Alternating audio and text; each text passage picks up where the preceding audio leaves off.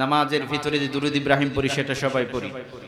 আল্লাহুম্মা সাল্লি আলা মুহাম্মাদিন ওয়া আলা আলি মুহাম্মাদ কামা সাল্লাইতা আলা ইব্রাহিম ওয়া আলা আলি ইব্রাহিম ইন্নাকা হামিদুম মাজিদ। আল্লাহুম্মা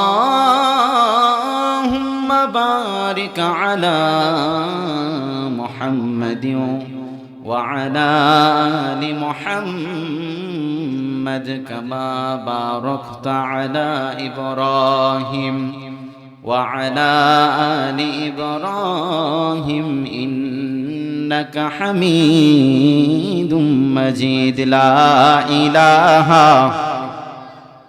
জোরে লা ইলাহা, সবাই মুখে লা ইলাহা জোরে লা ইলাহা, মুখে লা ইলাহা জোরে লা ইলাহা। বাংলাদেশের মানুষ রে তুই, ও বাংলাদেশের মানুষের কোরআন হাদিস পর, নাটক সিনেমা সাইরা দিয়া খোদার পথে চল। বাংলাদেশের মানুষের, বাংলাদেশের মানুষের কোরআন হাদিস পর, নাটক সিনেমা সাইরা দিয়া খোদার পথে চল। ও তুই নাটক সিনেমা সাইরা দিয়া খোদার পথে চল, ঠিক কিনা? খুন খারাপি সন্ত্রাসী আর করবে কত ভাই, আজরাইল আসিলে পড়ে পালাবি কোথায়? খুন খারাপি সন্ত্রাসী আর করবি কত ভাই, আজরাইল আসিলে পড়ে পালাবি কোথায়? ও তোর কবে জানি আসবে রে তোর, কবে জানি আসবে রে তোর মরণের খবর। নাটক সিনেমা সাইরা দিয়া খোদার পথে চল। ও তুই নাটক সিনেমা সাইরা দিয়া খোদার পথে চল। বলি আলহামদুলিল্লাহ।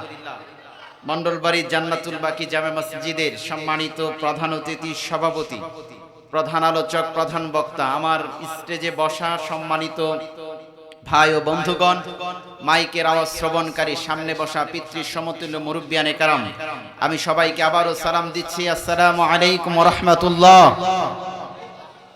আপনারা সবাই কেমন আছেন? একটু জোরে বলেন। সব সময় প্রশংসা হবে কার? সুখে থাকলে প্রশংসা হবে কার? কেউ যেটা পারে না সেটা একজন পারে, বলেন তো তিনি কে? খুন করার সময় প্রশংসা করব কার? খুন করা যাবে? কথা বলে না করা যাবে? ইসলামের বিধান এটা কি আছে? আমি প্রতিবাদ জানিয়ে রাখি প্রথমেই, আজকের আমাদের এক জুলাই যোদ্ধা শরীফ উসমান হাদিকে এক সন্ত্রাসী আজকে গুলি করেছে। কথা বলেন ঠিক কিনা? কথা বলে না, কথা বলেন ঠিক কিনা? 5ই আগস্টের পর আমরা এসব আর দেখতে চাই না। কথা বলতে হবে। 5ই আগস্টের পর আমরা দেখতে চাই না। কথা বলেন ঠিক কিনা? কিছুদিন আগে আমরা দেখেছি এক মহিলা কিছু কুকুর মেরেছিল, এই জন্য তার শাস্তি হয়েছে। বাংলার জমিনে যত খুন হয় আর ধর্ষণ হয়, যেমন কুকুর মেরেছে শাস্তি হয়েছে, আমরাও চাই বাংলার জমিনে যারা শরীফ উসমান হাদি সহ হাজারো বাংলার মায়ের বুক যারা খালি করেছে তাদের বিচার বাংলার জমিনে হোক। কথা বলেন ঠিক কিনা? অতি প্রকাশ্যে আমরা দেখতে চাই যারা শরীফ উসমান হাদিকে আজকে গুলি করেছে আমাদেরকে গুলি করবে না এমন কোন গ্যারান্টি আছে? তাহলে আমরা ইসলাম চাই। কথা বলেন ঠিক কিনা? তার কারণ ইসলাম আসলে খুন খারাপি বন্ধ হবে কি হবে না? আল্লাহ রাব্বুল আলামিন বললেন, শোনো ও দুনিয়ার মানুষেরা, এই জমিনের ভিতরে তোমাদেরকে কোরআন দিলাম, তোমাদেরকে ইসলাম দিলাম, তোমাদেরকে কোরআন দিলাম, তোমরা কোরআন দিয়ে রাষ্ট্র প্রশাসন রাষ্ট্র শাসন করবা, ঠিক কিনা? তোমরা কোরআন দিয়ে সমাজ প্রতিষ্ঠা করবা, তোমরা কোরআন দিয়ে তোমাদের জীবন প্রতিষ্ঠিত করবা।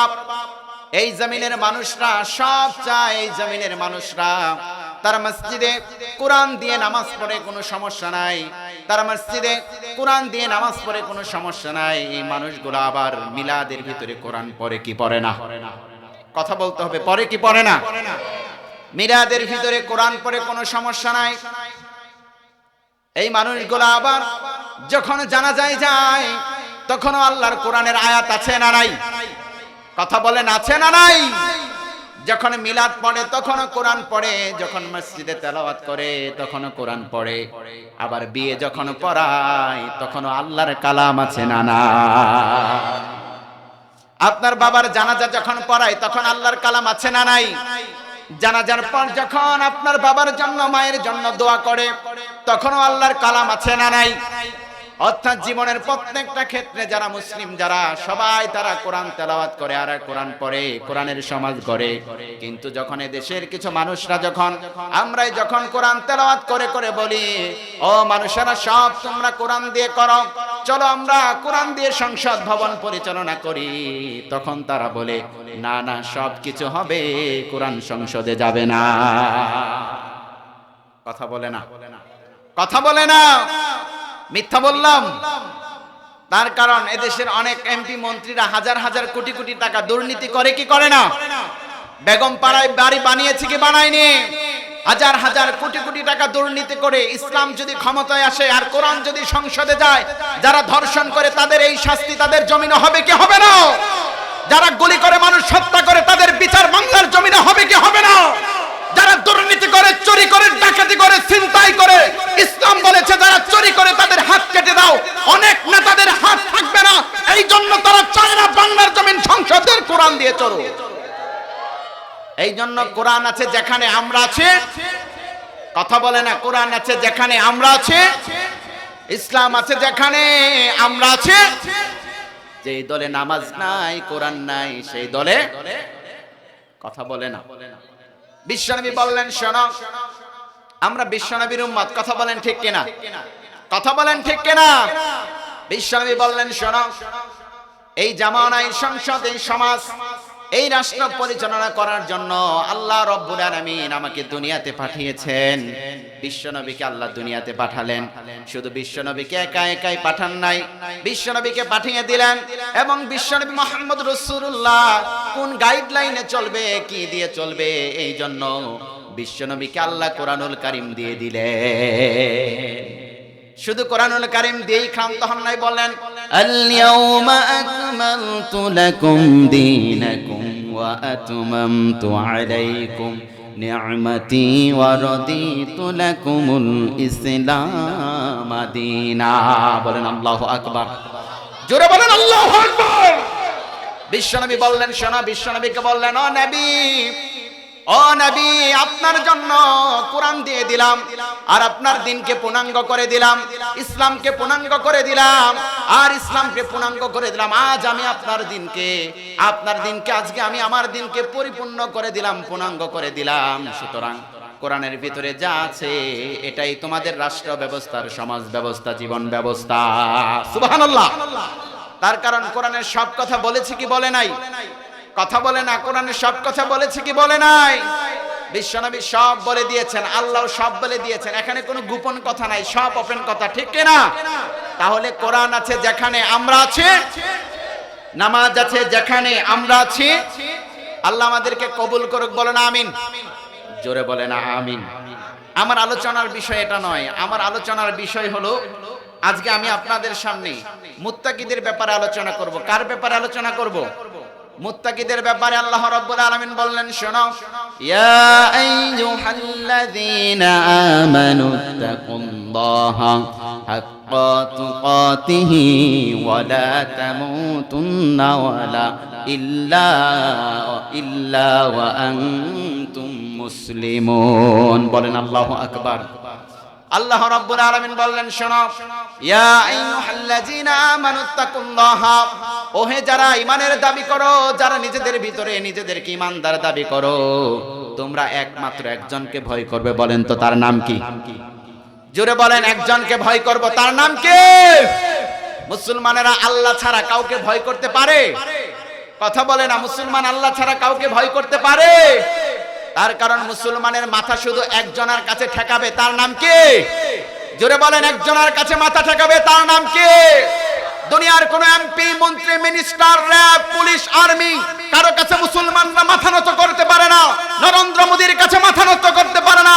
মুসলমানরা সিজদা দেয় আল্লাহকে, একমাত্র মুসলমান আল্লাহর কাছেই মাথা নত করবে, ঠিক না?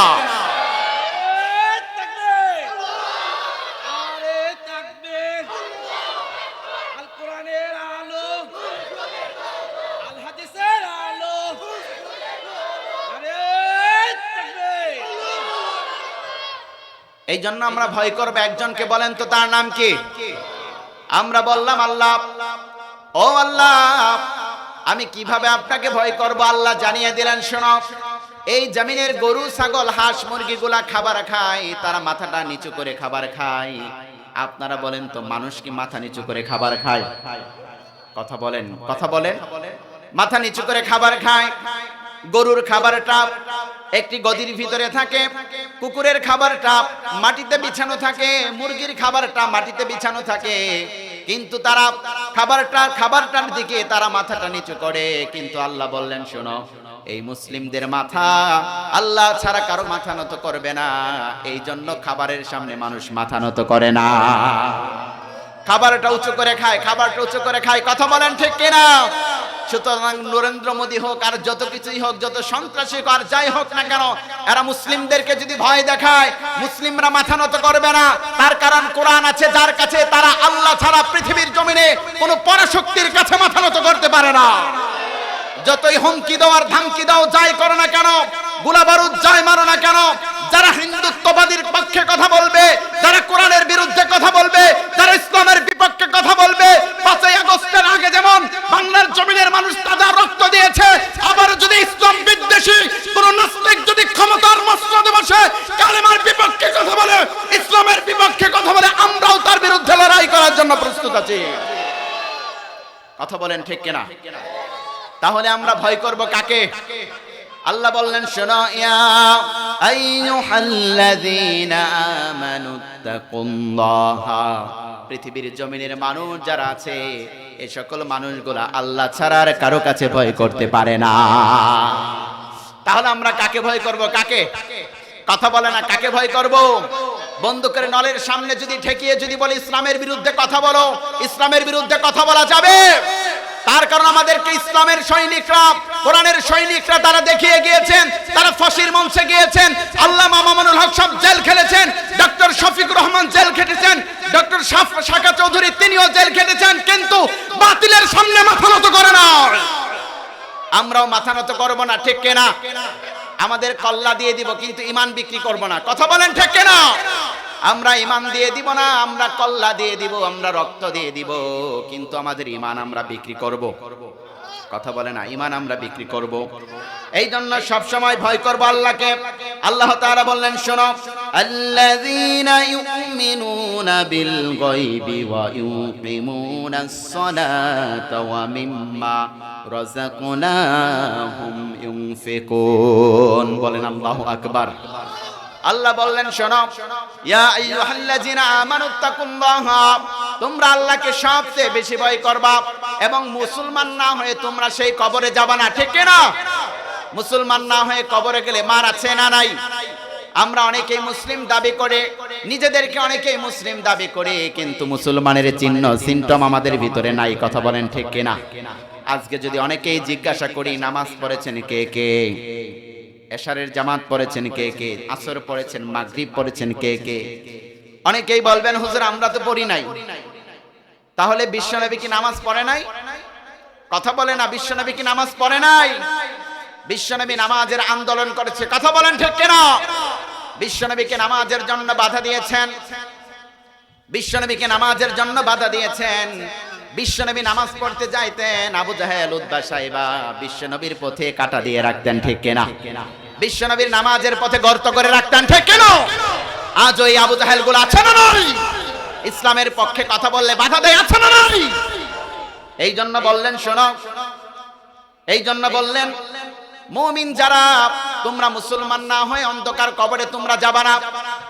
আপনারা অন্ধকার কবরে যাবেন, কিন্তু মুসলমান না হয়ে যদি কবরে যান তাহলে বলেন তো মার আছে না নাই? মানুষ যখন কবরে যাবে তার প্রশ্ন হবে কয়টা? তিনটা চারটা প্রশ্ন হবে। কয়টা প্রশ্ন হবে? তিনটা। প্রথম প্রশ্ন হবে তিনটা।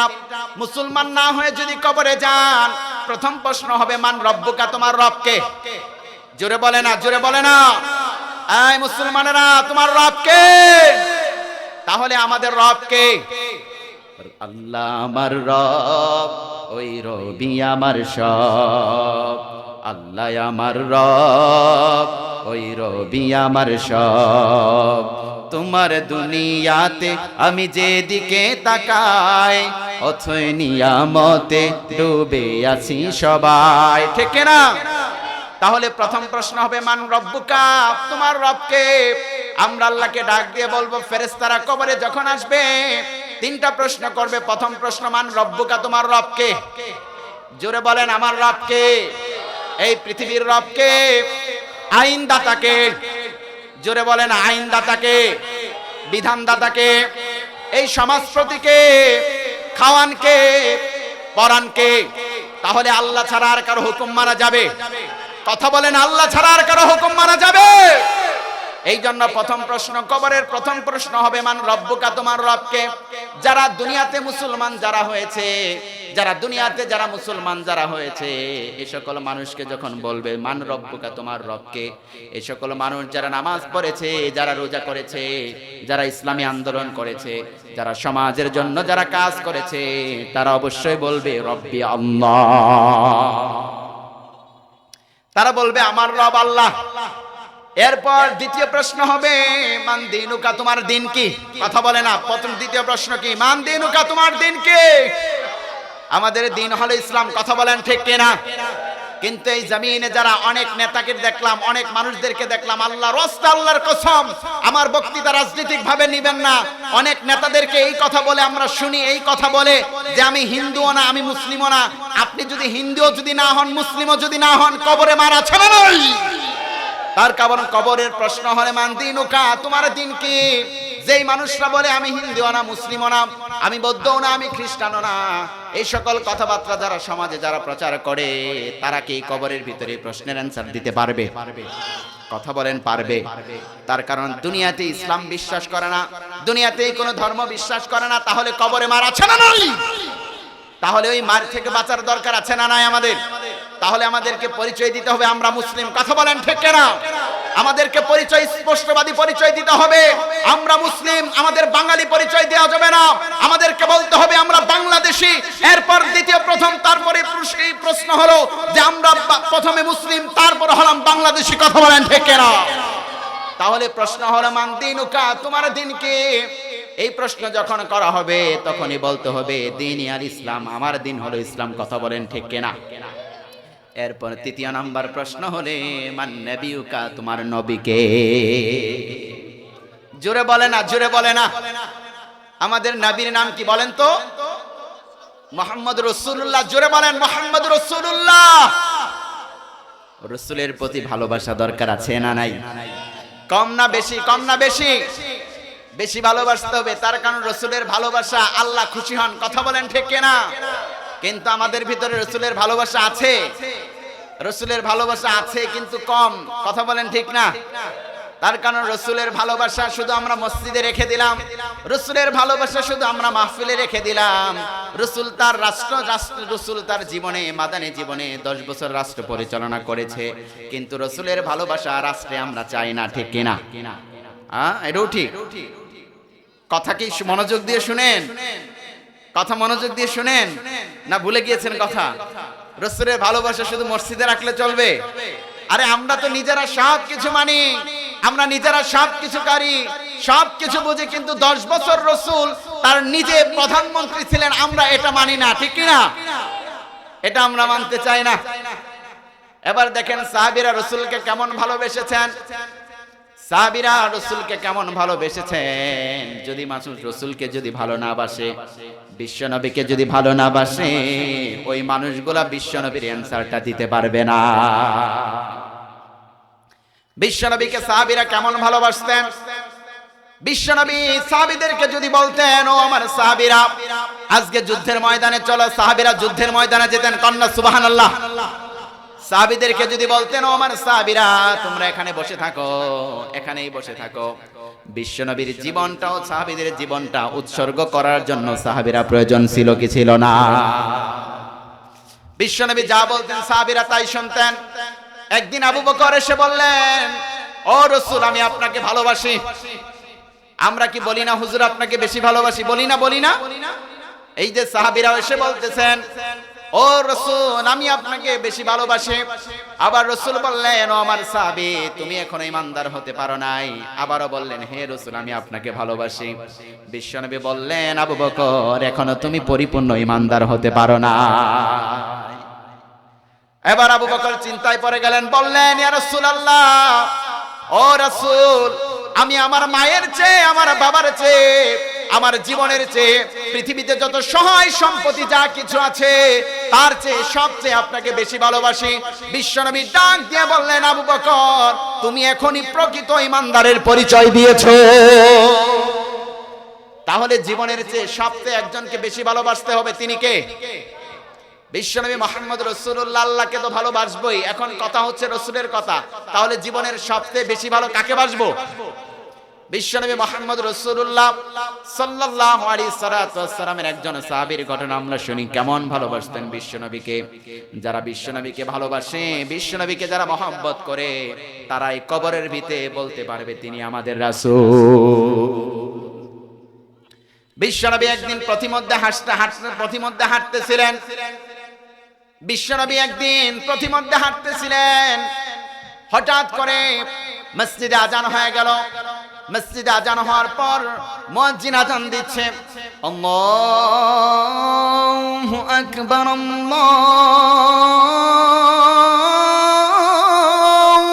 আকবার আল্লাহু আকবার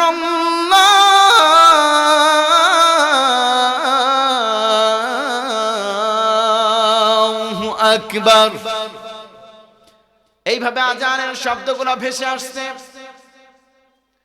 বিশ্বনবী দেখলেন রাস্তার পাশে কিছু দাঁড়ানো যুবকগুলা, রাস্তার পাশে দাঁড়ানো কিছু যুবকগুলা, ওই মুশরিক যুবকগুলা বিশ্বনবীর সেই মুয়াজ্জিনের আজানের সঙ্গে আজানগুলা ব্যঙ্গ করছে।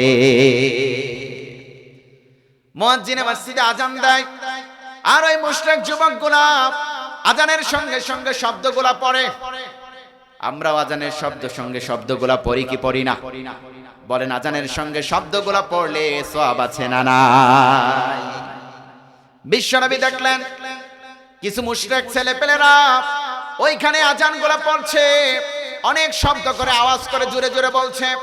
সেখানে একজনের কণ্ঠ খুব উচ্চ সুরে শোনা যাচ্ছে, খুব জোরে জোরে শোনা যাচ্ছে, সেখানে আজানগুলো শোনা যাচ্ছে।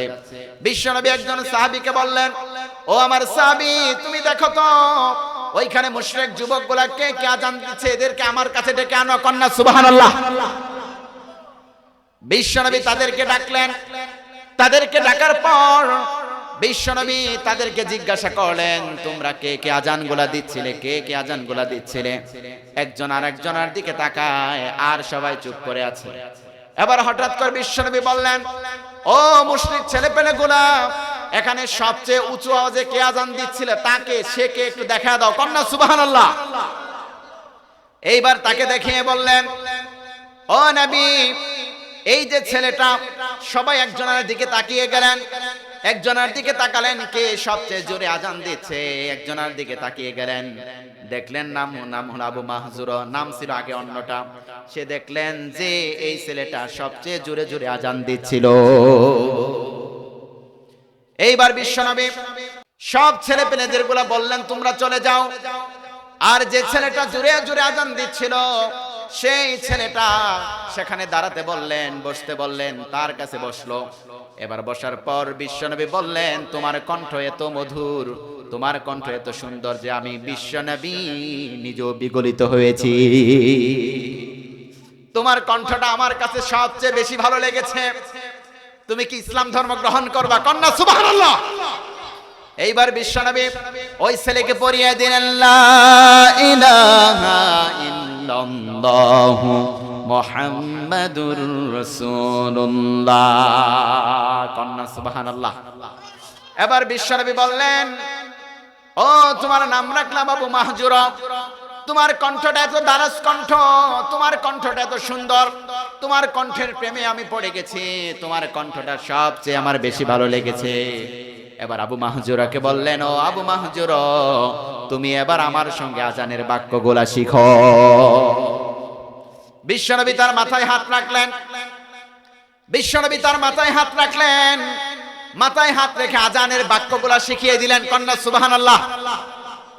এইবার আজানের কণ্ঠ শুনে বিশ্বনবী আজানের কণ্ঠ শুনে বললেন, মক্কার ভিতরে যে মসজিদ, মক্কার ভিতরে যে মসজিদ, সেই মসজিদের মুয়াজ্জিন তোমারে বানায় দিলাম।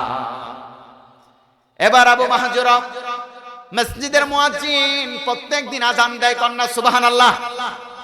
কাল কিয়ামতের ময়দানে যারা মুয়াজ্জিন থাকবে এদের গলাগুলা সবচেয়ে বড় বড় উঁচু দেখা যাবে। কন্যা সুবহানাল্লাহ। গলাগুলা উঁচু দেখা যাবে। জিজ্ঞাসা করবে, ও আল্লাহ, আজ কিয়ামতের ময়দানে অনেক মানুষের গলাগুলা ছোট ছোট লাগে, আর কিছু কিছু মানুষের গলাগুলা বড় লাগে।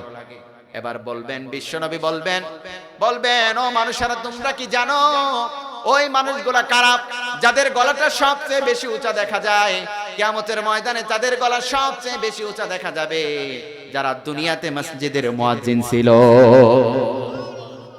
আসতে বলেন সুবহানাল্লাহ। আরে সুবহানাল্লাহর সঙ্গে মারামারি আছে? আরে এই এলাকার মানুষের সুবহানাল্লাহর সঙ্গে দুশমনি আছে? আল্লাহর সঙ্গে যুদ্ধ আছে? তাহলে আওয়াজগুলো জোরে বলা দরকার আছে না নাই? এই জন্য বিশ্বনবী মুহাম্মদ রাসূলুল্লাহ মসজিদের মুয়াজ্জিন বানিয়ে দিলেন। মুয়াজ্জিন বানানোর পর দারাজ কণ্ঠে মসজিদে আজান দেয়।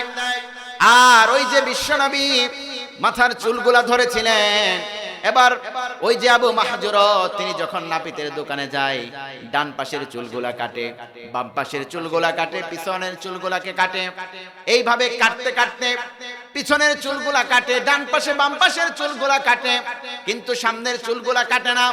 এভাবে সাহাবীরা আলোচনা সমালোচনা শুরু করলেন, ও আবু মাহজুরা, আপনি বলেন তো, আপনি সব সাইডের চুল কাটেন কিন্তু সামনের চুলগুলা কেন কাটেন না?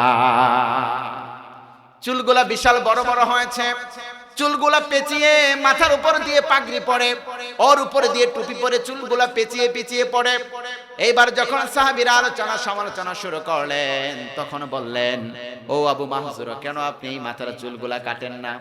এইবার আবু মাহজুরা সাহাবীদেরকে বললেন, ও আমার সাহাবীরা, ও আমার বন্ধুরা, ও আমার কলিগরা, আপনারা শুনেন, যখন আমি মুশরিক ছিলাম, আমার কলিজার টুকরা বিশ্বনবী মুহাম্মদ রাসূলুল্লাহ একটা গাছের নিচে বসে আমাকে আজানের বাক্যগুলো শিখিয়েছেন।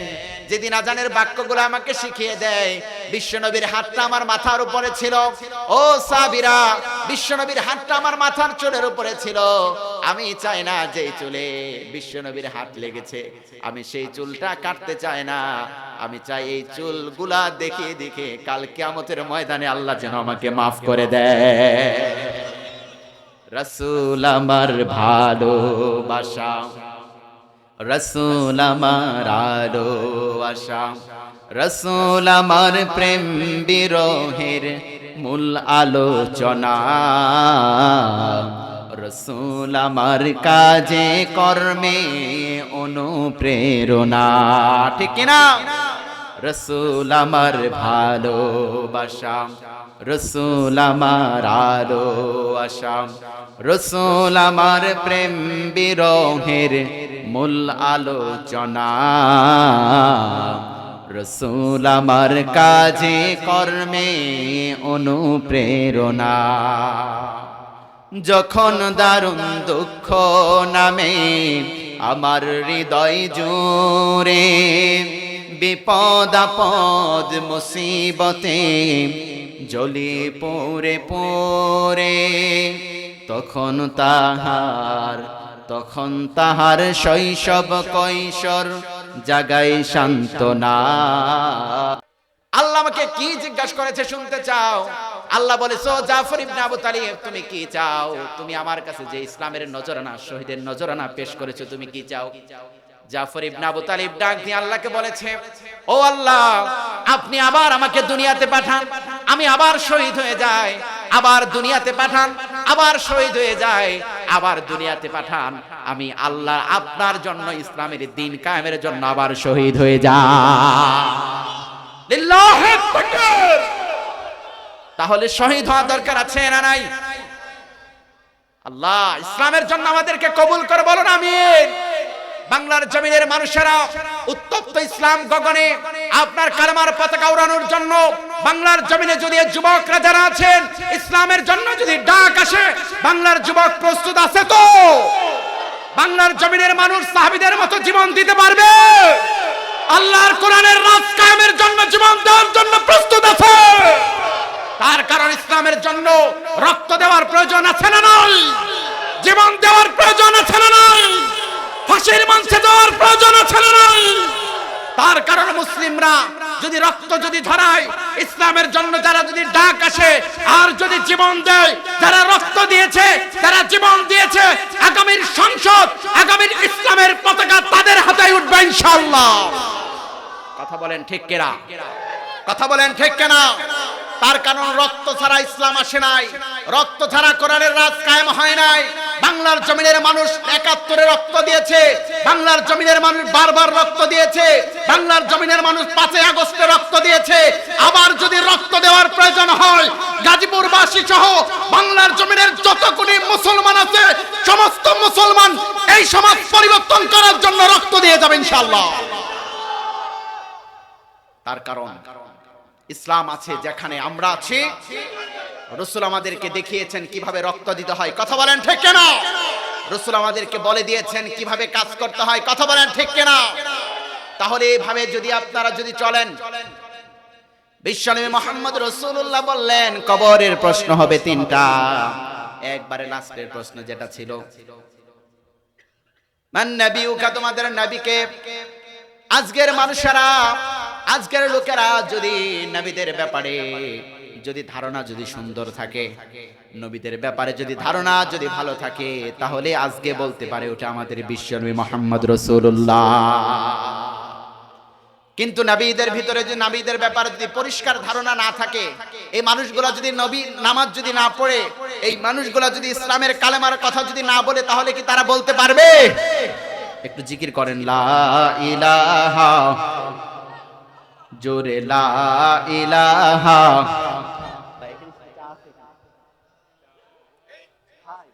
আপনার মাইকটা সবচেয়ে বাজে মাইকটা নিয়েছেন আজকে, জীবনটা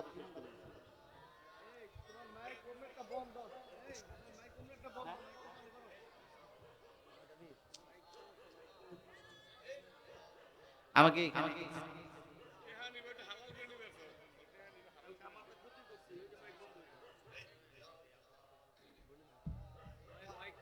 একটু জিকির করেন, লা ইলাহা ইলাহা ইল্লাল্লাহ, লা ইলাহা, মুখে লা ইলাহা, জোরে লা ইলাহা, বাগানে ফুটে ফুল রাশি রাশি, রাতের ওই তারা ভরা চাঁদের হাসি, মৌমাছি মধুর চাকে গুনগুন গানে ডেকে, মৌমাছি মধুর চাকে গুনগুন গানে ডেকে, ফুলে ফুলে করে হাল্লা, জানি না কত সুন্দর তুমি আল্লাহ, লা ইলাহা। একটু জোরে সবাই ভাইরা, এই যে যারা দাঁড়ায় আছেন যুবক ভাইরা, একটু সামনে আসেন না, একটু কাছে আসেন। লা ইলাহা, মুখে লা ইলাহা, জোরে লা ইলাহা, মুখে লা ইলাহা। ও মদিনার বুলবুলি তোমার নামের ফুল তুলি যতন করে হৃদয় মাঝে একা একা নিরিবিলি লা ইলাহা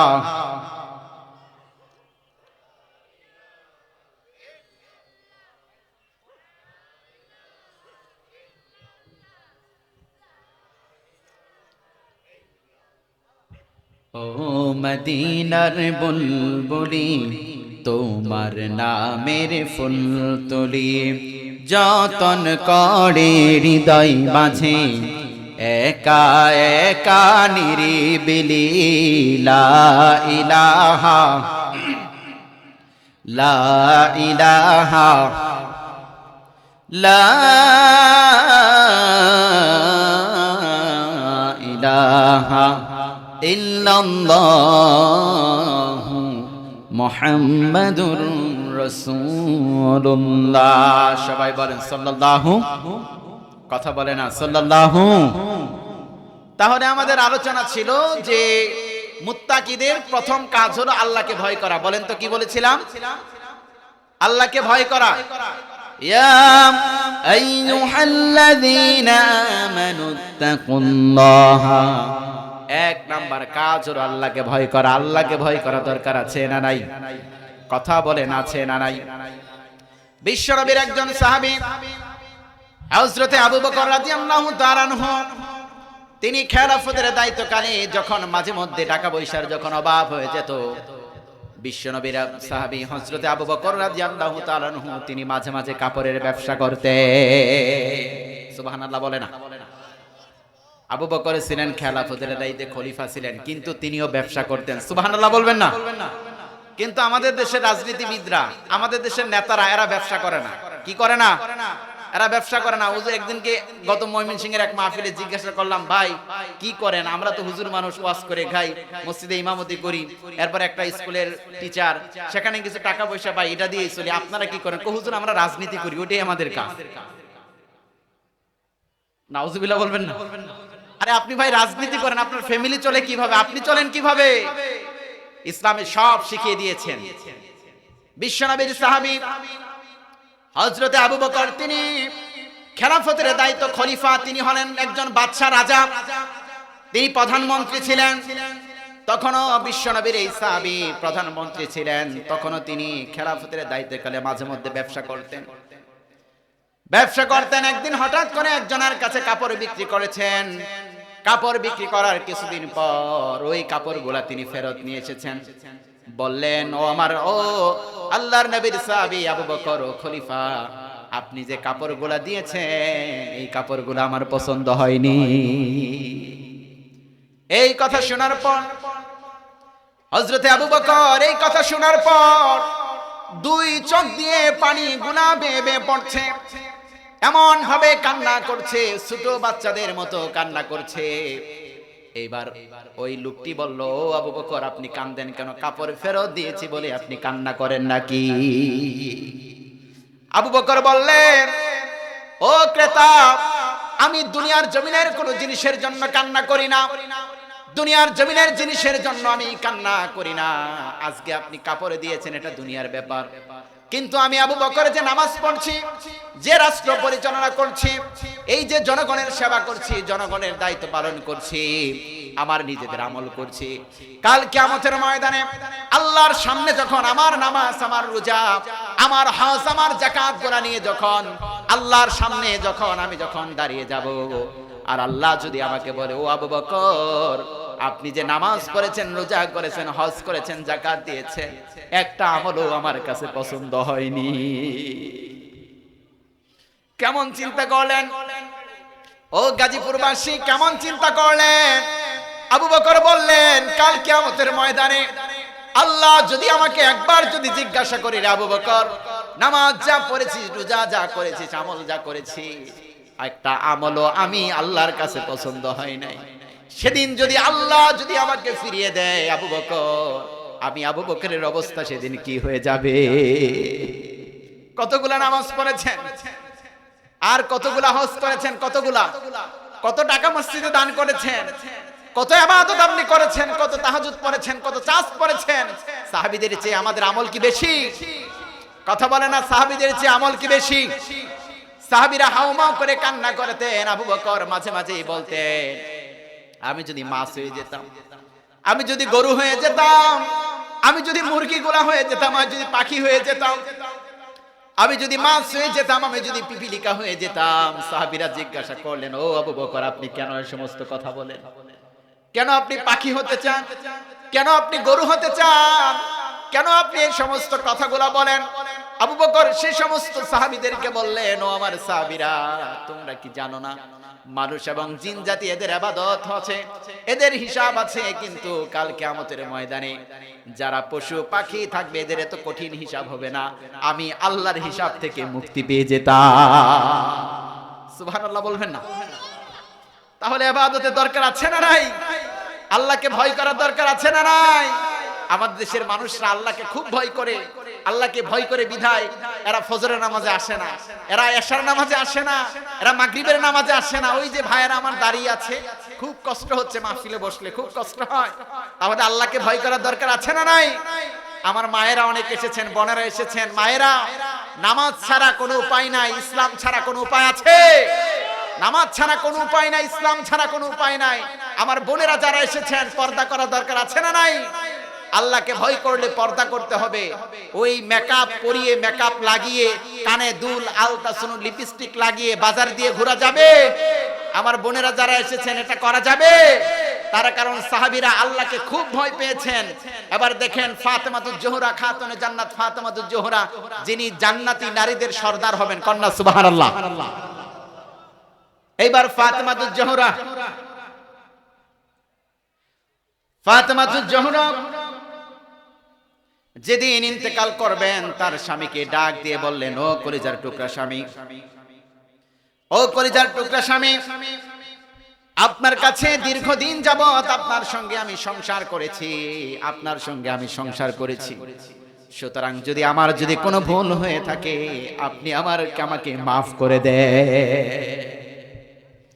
খাতুনে জান্নাত ফাতেমাতুজ জোহরা বললেন, ও কলিজার টুকরা স্বামী, আপনি আমাকে আজকে মাফ করে দেন।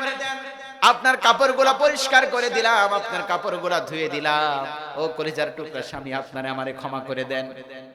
এই সমস্ত কথা বলার পর রাতের গহীন রাতে এইবার স্বামীকে বলতেছেন, ও কলিজার টুকরা স্বামী, আমি ফাতেমা যদি আজকে মারা যাই, আপনি আমার জীবনের, আপনি আমার গুনাহগুলোকে মাফ করে দিবেন, আপনি আমাকে মাফ করে দিবেন। আর হলো, আমি যদি মারা যাই, রাতের আধারে আমাকে দাফন করে ফেলবে। এখনই পড়বে, আপনি আমাকে রাতের আধারে দাফন করে ফেলবেন। এই জন্য বললেন যেন ওই দুনিয়ার মানুষগুলা যেন না দেখে বিশ্বনবীর মেয়ে কতটুকু লম্বা ছিলেন আর কতটুকু খাটো ছিলেন। বিশ্বনবীর কলিজার টুকরা খাতুনে জান্নাত ফাতেমাতুজ জোহরা, তিনি দেখতে কেমন ছিলেন। এই জন্য রাতেই আমাকে দাফন করে ফেলবেন, যারা আছে তারা মিলে আমাকে দাফন করে ফেলবেন, এটা তিনি ওসিয়ত করে গেলেন। আর কলিজার টুকরা বিশ্বনবীর মেয়ে খাতুনে জান্নাত ফাতেমাতুজ জোহরা যেই রাতে স্বামীকে সমস্ত কথা বলেছেন, সেই গহীন রাতেই খাতুনে জান্নাত তিনি ইন্তেকাল করেছে।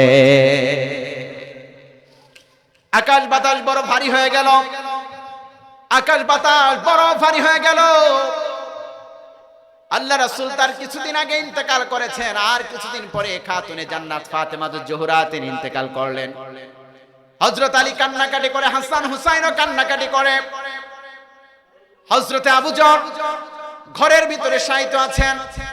কে যেন আকাশের ডাক দিয়ে বলে, রে আবু যর, কিছুদিন আগে কলিজার টুকরা বিশ্বনবী মুহাম্মদ রাসূলুল্লাহ ইন্তেকাল করেছেন, আর আজকে বিশ্বনবীর কলিজার টুকরা খাতুনে জান্নাত ফাতেমাতুজ জোহরা দুনিয়া থেকে বিদায় হয়েছে। ও আবু যর, কেমনে ঘুমিয়ে থাকো? খাতুনে জান্নাত ফাতেমাতুজ জোহরা তিনি ইন্তেকাল করেছেন। কে জানি ডেকে ডেকে বলে। আর আবু যর তিনি এবার উঠলেন। উঠার পর কবর খনার জন্য প্রস্তুতি নিলেন। এইবার আবু যর কবর খনন করেন আর বলে, ও কবর, তুমি কি জানো এই জায়গার ভিতরে আমি কাকে রাখতে যাচ্ছি? ও কলিজার টুকরা মা বোনেরা, আপনারা কার দিকে চলেন আর কাকে আপনারা মডেল মনে করেন? আজকের জমিনে আপনাদের মুসলমানদের নারীদের মডেল হবে খাতুনে জান্নাত ফাতেমাতুজ জোহরা, নারীদের মডেল হবে মা আয়েশা রাদিয়াল্লাহু তাআলা আনহা, নারীদের মডেল হবে আসিয়া আলাইহিস সালাতু ওয়াস সালাম, মারিয়াম আলাইহিস সালাতু ওয়াস সালাম। কিন্তু আমাদের যুগের নারীদের মডেল আসিয়া, আয়েশা, খাতুনে জান্নাত ফাতেমাতুজ জোহরা কেউ না। আজকে বাংলার জমিনের নারীদের মডেল হলো আজকে নায়িকারা। কথা বলে না, কথা বলে না। নারীদেরকে, এই নায়িকাদেরকে অনুসরণ করলে মার আছে না নাই? এইবার খাতুনে জান্নাত আবুজার কবর খুঁড়ে, আবুজার কবর খুঁড়ে আর বলে, ও খাতুনে জান্নাত ফাতেমাতুজ জোহরার কবর খুঁড়ে আর কবরকে বলে, ও কবর, তুমি কি জানো আজকে আমি এইখানে এই কবরের ভিতরে কাকে রাখতে যাচ্ছি? এই সমস্ত কথা আবেগে বলে। আবুজার বললেন, ও কবর, এখানে যাকে রাখতে যাচ্ছি তিনি হলেন বিশ্ব নবী মুহাম্মদ রাসূলুল্লাহর কলিজার টুকরা খাতুনে জান্নাত ফাতেমাতুজ জোহরা। আর তিনি এমন কোন মানুষ নয়, সাধারণ কোন মানুষ নয়। হযরতে আলীর হলেন স্ত্রী, আর হাসান হুসাইনের তিনি হলেন মা। বিশ্ব নবীর কলিজার টুকরা, তিনি দুনিয়ার কোন সাধারণ মানুষ না। এবার শুনেন, আবেগের তাড়নায় হযরতে আবু যর রাদিয়াল্লাহু তাআলা আনহু তিনি এই সমস্ত কথাগুলো বলেন। আর কে জানি ডাক দিয়ে বলেন, রে আবু যর, আমি চিনি না বিশ্ব নবীর কলিজার টুকরা মেয়ে, আমি চিনি না হাসান হুসাইনের মা, আর আমি চিনি না হযরত আলীর স্ত্রী, আমি কবর, আমি চিনি ঈমান আর আমল। কথা বলে না, জোরে কন্যা। কবর কি চিনে? ঈমান আর আমল চিনে, কবর কাউকে চিনে না। তাহলে ঈমান আর আমল দরকার আছে না নাই? আল্লাহ কবুল করুক, বলুন আমিন। আমি আপনাদের সামনে অনেকক্ষণ কথা বলেছি আজকে, এখন আপনারা জীবন দেওয়ার জন্য প্রস্তুতি নিয়েছিলেন, ঠিক কিনা? যদি ডাক আসতো জীবন দেওয়ার জন্য যেতেন না? কথা বলেন না, যেতেন না? তাহলে জীবন দেওয়ার জন্য যেতেন। আজকে আল্লাহ তাআলা একটা ব্যবসার কথা বলেছেন, সেটা হলো যে আল্লাহ মুমিনদের সঙ্গে একটা ব্যবসা করেন। সেই ব্যবসাটা হলো মুমিনের জান এবং মালের বিনিময়। কিসের বিনিময়? জান এবং মালের বিনিময়। যদি কোনো মুমিন মুসলমান আল্লাহকে যখন জান দেওয়া দরকার তখন যদি জান দেয়, আর যখন মাল দেওয়া দরকার তখন যদি মাল দেয়, জান এবং মাল এই দুইটা যদি আল্লাহকে দেয়, আল্লাহ সেই মুমিনের সঙ্গে জান্নাত বিক্রি করে দেয়। জোরে বলে না, জোরে বলে না, জোরে বলেন সুবহানাল্লাহ। তাহলে সেই জান্নাত আমরা পেতে চাই কি চাই না? কথা বলেন, চাই কি চাই না?